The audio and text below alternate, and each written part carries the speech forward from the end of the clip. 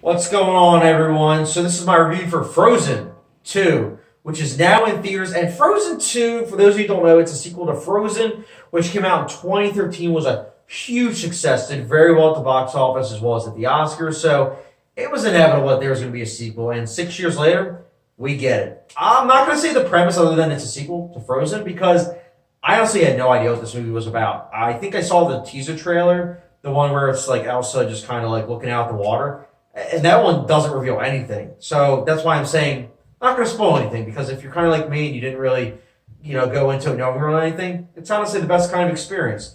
And I will say this first and foremost: I think that this movie has a great cast. The cast is universally great. You have Kristen Bell, Idina Menzel, Josh Gade, even Rachel Wood. They're all really good, and I think the voice acting is top notch with the roles that they're given and perfectly casted. I also really liked the animation. The animation is outstanding. Easily some of the best CGI animation of the year. It's awesome to see it. I love the sound design as well. I think the sound design is really good, per usual of Disney.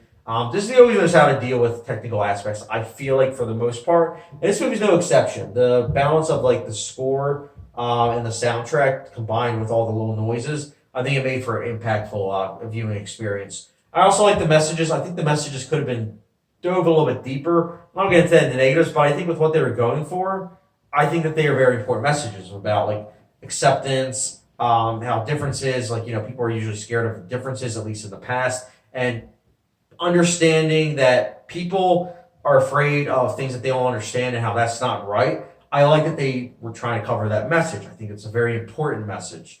But I'm not going to lie, with this movie, this is one of those times where, and it's just like honestly the other Disney movies that I reviewed this year, where I am stuck between a rock and a hard place. Where me personally, I didn't like the movie. I didn't like Frozen 2. I really didn't. But I'm also stuck in a rock and hard place because I know that there are so many people that this movie's going to bring joy to. And who am I to say, oh, like, I hated this movie, so you shouldn't like it? No, no, no. I don't want to be seen as that type of person, which is why I'm stuck in a rock and hard place because if you like the first version, I think you'll like this movie. I personally found the first one outstanding the first time I saw it, and then a couple of days ago I rewatched it in preparation for Frozen 2, and I thought it was just okay. And I think that maybe it's because it's been 6 years since I've seen it that it just kind of like didn't marinate well with me. But my point being is that if you're a huge fan of Frozen and have seen it many, many times, you're going to really dig Frozen 2 because it doubles down on everything that you as a viewer probably liked. It also doubles down on everything I as a viewer don't like. For instance, it doubles down on cliches, or like paint by number storytelling. And it's stuff like that that really bothers me personally because when I witness a sequel, I want to see something that either really progresses the plot into like a direction that we haven't seen before, or something that at least is able to mask the fact that it's pretty much the same movie. Frozen 2, all gloves are off. You could tell right off the bat that this was like a paint by numbers copy and paste of like the original film. And it stinks because again, you have a $200+ million budget of a movie and you have such a safe script. And it makes sense. And honestly, I was kind of worried going into it because like I feel like that these script writers were just kind of like I don't want to say they're bad, but I just kind of feel like that they've done other Disney movies that also are kind of following that pattern of just like safeness. And again, that also brings the qualm of, well, I know audience members want safe movies, so they're going to be okay with that. But me personally, I'm not fine with safe storytelling. I'm not.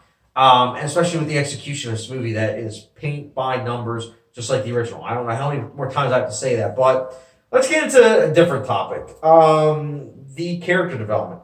I think that this movie also has the problems of a lot of other Disney movies where characters do things not for the sake of it feeling organic and actually true to their character, but because the plot and the script says like you need to do this, and it's like, well, what? Oh, okay, I'll just do it.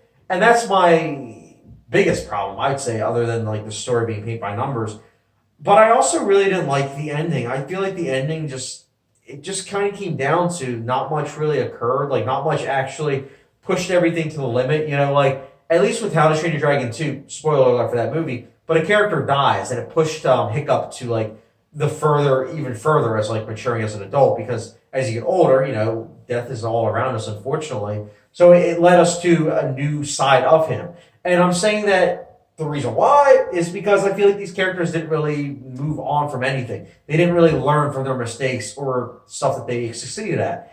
And that I don't think is good at all. So again, I'm going to emphasize this.